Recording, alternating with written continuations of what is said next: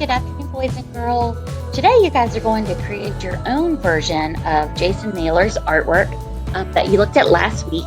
So you're going to use Sumo Paint again for this project, which is why I had you play around with it a couple weeks ago.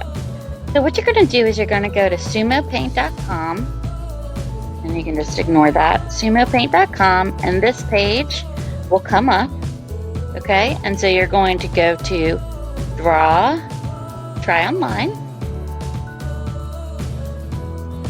and then you're going to go to Open. Okay, and here you go.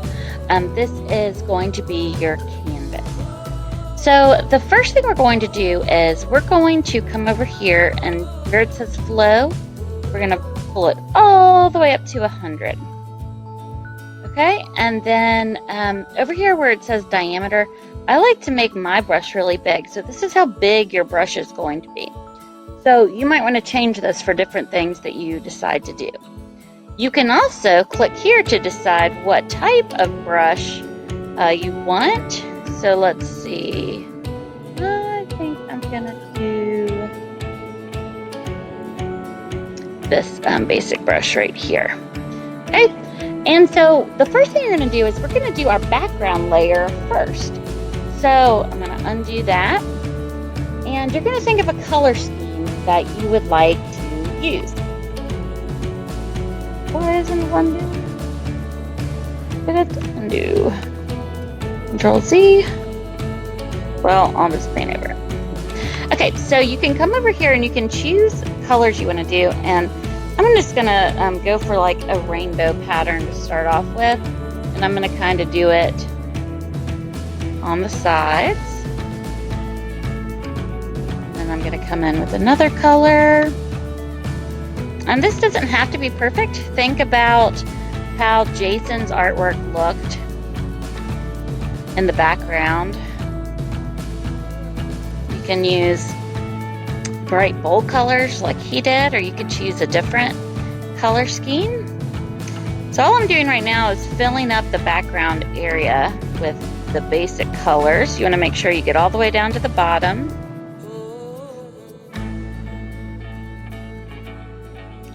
Green. And you don't have to do yours diagonal like this. You can, or you could do horizontal lines, do whatever you like. I'm just going to show you one way.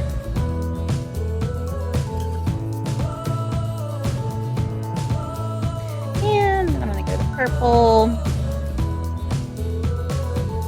and finish it off.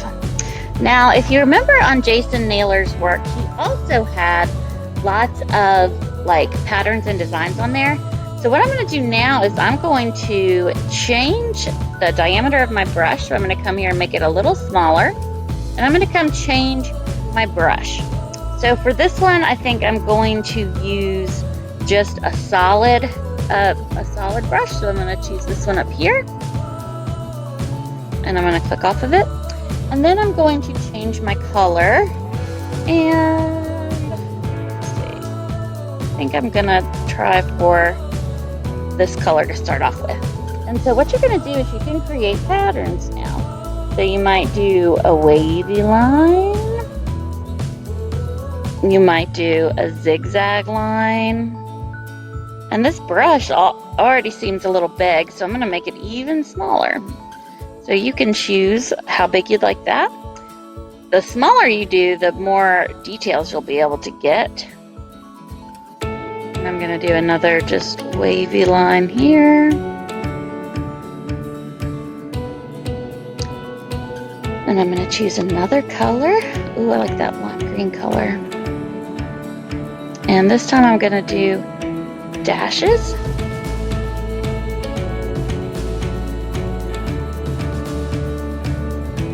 And if I was doing this project, I would spend a lot more time going in and adding lots more details, but since I don't want you guys to waste all your time watching the video, I'm going to go ahead and show you the next part.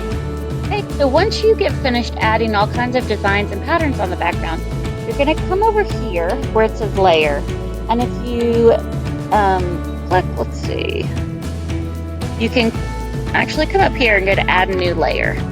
Okay, and so now we have a layer on the top. So this is kind of like almost like a clear transparency, if you know what that is, or like a page protector, right? It's clear, and so they layer together to create different techniques. So what I'm going to do is I'm going to make sure my layer 2 is on, and I'm going to come up to a really big brush, and I'm just going to go ahead and use this. And what you want to do on this layer is you want to color the entire thing in black. So you can come down here and select black. Okay, and I'm just going to come and I'm going to fill it all in. And I know this is really hard because you just painted all of that, but it's okay. This is part of the process. And don't forget, you can also just always hit undo right here if you mess something up. Okay, so now that I have this layer all black, I'm going to come in with the eraser tool, and the eraser tool is right here. And once again, you wouldn't want an eraser that big for this part, so I'm going to make this smaller. Okay, so once you have to change the diameter, and I'm going to start this one, but it's still too big, so I'm going to make it a little smaller. And then you're going to think about your word, and you're going to create it in the middle of your page. So I'm going to just do love, and you're going to think about what kind of shapes of your letters you would like to use. And then you're going to use the eraser to draw that letter on, or erase that letter out of your black background. And because I'm not using a digital pen or anything, a lot of times you'll need to come over here and you'll need to zoom in to about 150, and then you can have more control over your letters. Okay? So that's the basic steps. You can add designs around the edges, like in the examples, if you would like to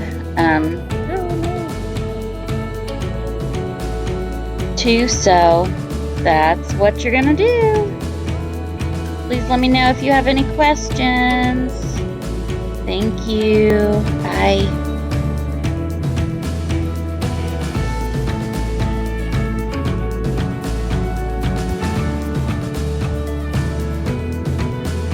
At the very end, you're going to go to File, and you're going to go Save to My Computer, and you're going to put your name here where it says Untitled Image, and you're going to make it a JPG file, and then you're going to hit Save so it downloads to your computer, and then you can upload it to our Google Classroom.